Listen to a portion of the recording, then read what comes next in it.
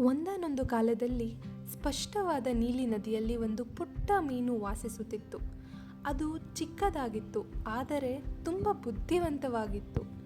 ಒಂದಿನ ಒಬ್ಬ ಮೀನುಗಾರ ದೊಡ್ಡ ಬಲೆಯೊಂದಿಗೆ ಬಂದನು. ಎಲ್ಲ ಮೀನುಗಳು ಭಯಭೀತರಾಗಿ ವೇಗವಾಗಿ ಈಜಲು ಪ್ರಯತ್ನಿಸಿದವು, ಆದರೆ ಅನೇಕವು ಸಿಕ್ಕಿ ಹಾಕಿಕೊಂಡವು. ಬುದ್ಧಿವಂತ ಸಣ್ಣ ಮೀನು ಶಾಂತವಾಗಿತ್ತು. ಹುಚ್ಚುಚ್ಚಾಗಿ ಈಜುವ ಬದಲು ಅವನು ಸದ್ದಿಲ್ಲದೆ ಬಂಡೆಯ ಕೆಳಗೆ ಅಡಗಿಕೊಂಡನು.